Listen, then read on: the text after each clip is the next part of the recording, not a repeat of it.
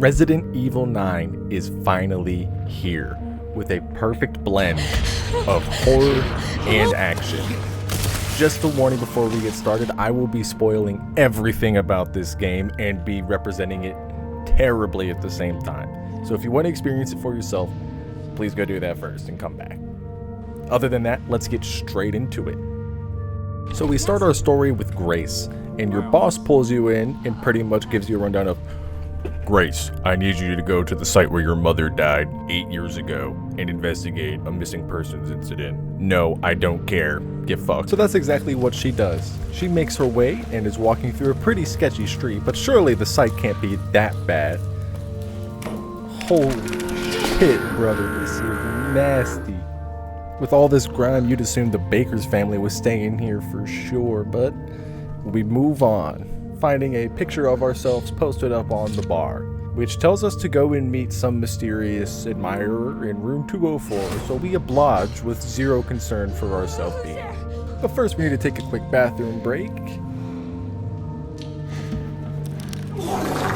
You know what, I think we can hold it in. Anyway, back on track to find our biggest fan. We hit up room 204 and find that there's nobody there but a radio and a bed full of pictures of ourselves, which jogged Grace's memory into that night 8 years ago where she watched a random butler get slimed out mercilessly, her mom hide a super secret file, as well as her mom getting slimed out immediately after. Back in the present, Grace's morning session is cut short by a phone call. Hello? Put a girl on the phone. Who is this? Put a girl on the phone. Grace, remembering that night, decides to go see what her mother hid in that file 8 years ago. And inside, she finds the only copy of the unreleased Yeezus 2. While inspecting our copy of Yeezus 2, we get pulled up on by some random cop talking about getting stung.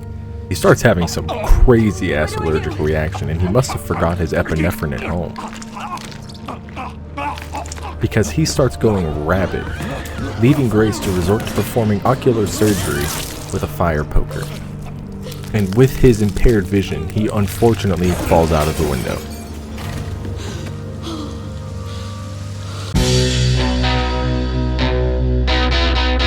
But Grace has no time to mourn him as well. She hears a faint piano playing from upstairs and decides to go investigate, leading her to walk in on this creepy ass, tall ass old man who's just sitting next to a fireplace listening to some tunes.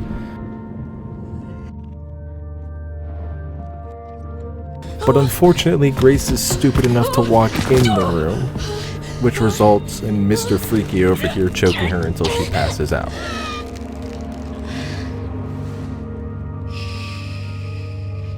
But now we cut to our goat, Leon. The cop inside me died that day. Kennedy, who was on the hunt for Victor himself. And he just so happens to be walking down the street with Grace over his shoulder, non-conspicuously.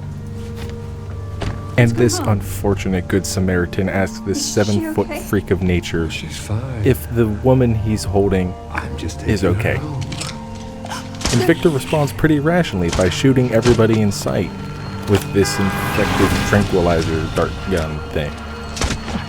But instead of normally infecting them, they turn into freaky ass zombies as this previously mentioned Good Samaritan starts making out with the dude and bites his fucking nose off. And Leon, doing what he does best, starts dispatching these zombies without a second thought. But not quick enough before there's a 16-car pileup in a matter of seconds. But unfortunately, with such a distraction, Victor is able to slip away through all the chaos without being detected at all, setting Leon back to square one. But our dispatcher, Sherry, is able to give us one piece of information, that he's going to be at Rhodes Hill. Catching up with Grace again, we can see she's just hanging out. Sorry. But even while being stuck in such a situation, she's able to get quickly on her feet and get herself out pretty quickly, all things considered. And while looking for a way out, we stumble across this really rude gentleman who just slams into us. He seems to be a little ill at the moment, so Grace sets him down to rest until this hungry hippo ass lady decides he looks like a pretty good breakfast. Clearly he wasn't filling enough, because now we're looking like a pretty good brunch. So we make a break for it like any sane person would, and we discover that she gets cooked to a crisp anytime she enters a room that's well lit. But with her on the hunt, she comes for us not one time, not 2 times, not even 3 times.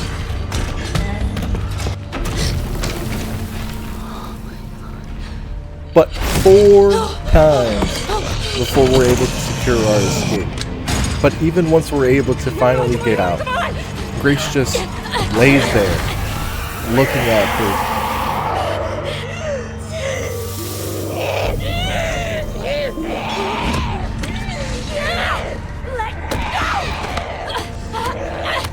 So obviously she grabs us and throws us back inside and starts to drag us down the corridor.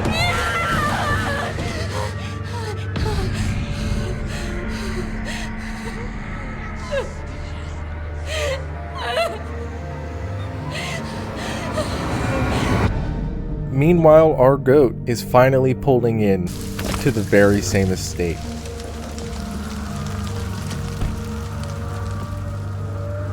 And Leon can't help but make a good first impression with a pun or two. Mr. Kennedy, welcome. Dr. Gideon has been expecting you. Funny. I don't remember getting an invitation. Well, he's waiting for you. Can't tell that, can I? The nurse kindly informs Leon to just wait in this office, but our nurse's warning is, I guess you could say, cut short. And Leon just stands there, watching this happen.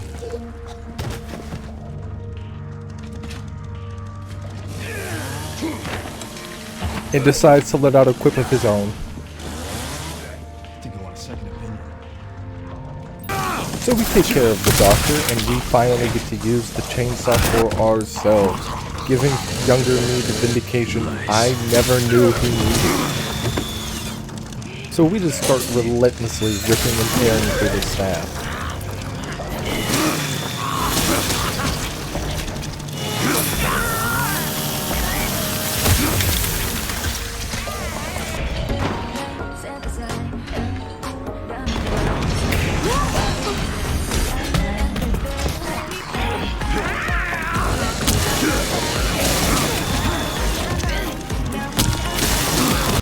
That went well.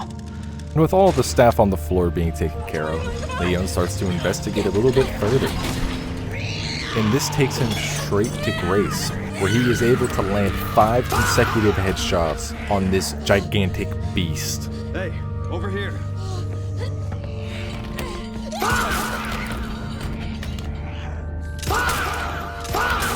Popping their dome like a goddamn grape. Right as they're about to leave, the gate suddenly closes on them. So Leon passes his revolver onto Grace, which, when she picks up, is quite literally the same size as her forearm. Now go. Get out of here. So Leon starts to go see what's veering in the dark, stumbling into Victor. And Victor proposes a little chat, which our goat is not too fond of the idea, so he immediately goes to put some belt to ass. And it does not go according to plan. He starts to get humiliated and gets the same choking treatment as Grace.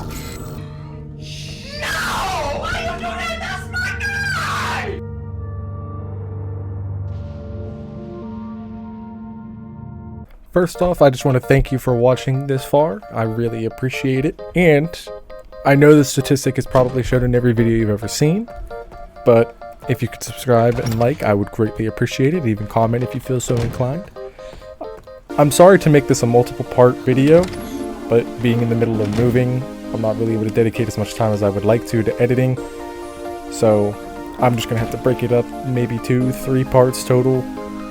But once I'm moved in and comfortably situated, I should be able to get back to producing at least 3 to 4 videos a month.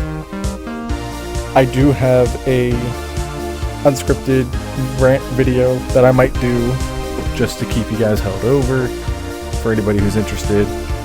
But other than that, Requiem will be back on a regular release schedule in about 2 to 3 weeks. Other than that, I hope you have a lovely day. Thank you so much for watching, and I'll see you next time. Peace.